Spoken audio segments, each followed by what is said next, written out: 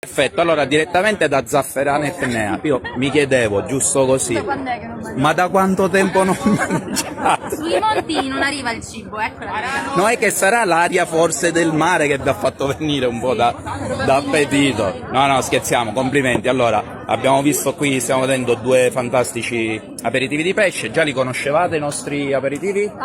Visti su Instagram. Su Instagram. Va bene, allora signori, visto che il cibo è tanto, ci vuole parecchio tempo, vi lascio e buon appetito. Un saluto. Ciao! Ciao ciao.